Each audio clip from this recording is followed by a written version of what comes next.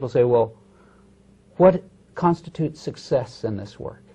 And to me, success in this work is helping people live who want to live, helping them to fight for life when they want to fight for life, helping them to die when they want to die, and helping them when they're confused and they don't know if they want to live or die, and being supportive of them during that time of confusion, which is frequent.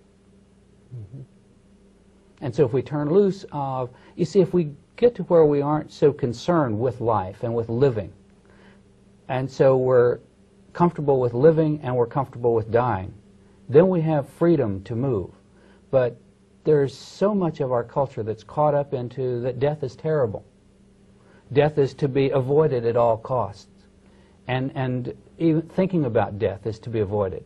So as a result, we have this huge constriction of our vital resources, of our body's vital energy, that goes pushing thoughts of death away rather than opening our arms to it. Mm-hmm. And it's difficult. It was very, very difficult work for me to begin to come to terms with death and my own issues around death.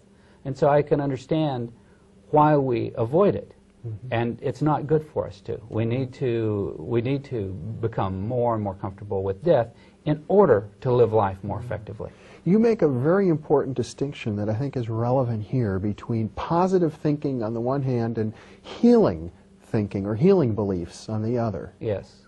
I was taught this by a very important person in my life in being clear between positive thinking and healthy thinking. And what's important to appreciate is that healthy thinking is healthy by definitions. And positive thinking is much healthier than negative thinking. Okay? If I say, I'm going to die tomorrow, okay, that's very negative. If I say, I am going to get well, that's very positive. Okay? Healthy is, I don't know how long I'm going to live. I don't know how long I'm going to live. And what I do makes a significant difference. This is what Maltzby taught me, as he taught me to incorporate a cognitive approach into the work that I was doing. Maltzby's a researcher from Howard University, I believe. Exactly. Exactly. And he was the one that showed me the difference between healthy thinking and positive thinking. See, positive thinking isn't grounded in fact, whereas healthy thinking is grounded in fact as much as we reasonably can be. And so, again, it's important to appreciate that it's much healthier to think that I'm going to be alive and well 2 years from now than it is to believe I'm going to be dead of my illness 2 years from now. So it's healthier than negative thinking. Yeah. But I don't believe it's as healthy and as fulfilling as healthy thinking, as the criteria that he uses, he sets forth healthy thinking. And when you say grounded in fact, my sense is that maybe a better word than fact might be sort of existential reality. It's like coming to grips with, you know, the meaning of life and death in some sense. Well, Maltzby had some criteria for examining your beliefs and determining whether or not they are healthy. Right. He has 5 very simple questions to ask of a belief to determine whether or not it's healthy. And a healthy belief will positively satisfy 3 or more of those questions, and an unhealthy belief will satisfy 2 or less. And those questions are, number 1, is it based, to the best of my ability, the best of my understanding, on fact? Does it protect my life and my health? Does it help me achieve my short and long-term goals? Does it help me resolve or avoid my most undesirable conflicts? And does it help me feel the way I want to feel? And you see that the place where positive thinking gets into difficulty with that is in the area of the factual aspects, as best we can ascertain them.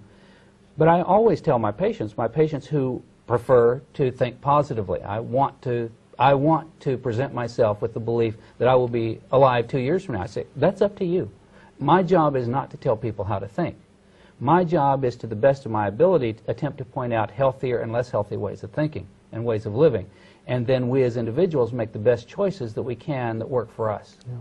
Are you of the opinion that when people become ill, that if they have unhealthy belief patterns, they sort of create disease out of those beliefs?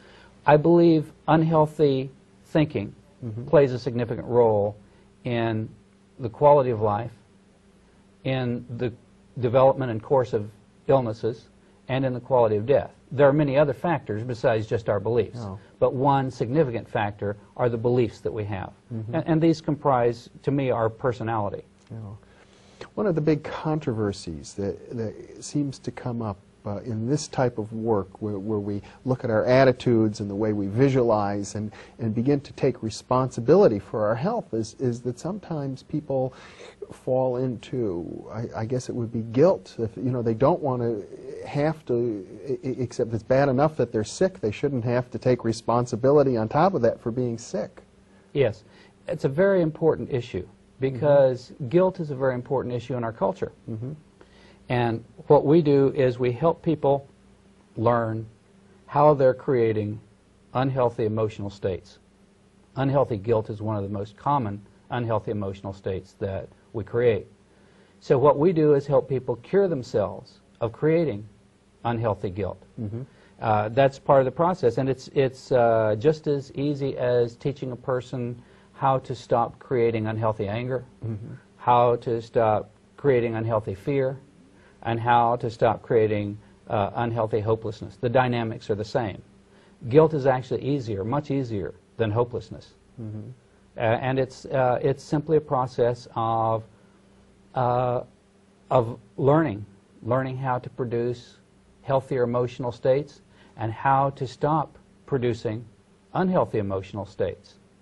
Now, of course, there's much more to it than that, but this is one central issue that impacts all of us.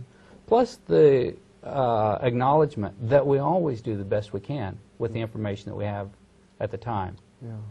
The issue of guilt is an important one. It's an important one to bring up because guilt is used so much in our culture to motivate.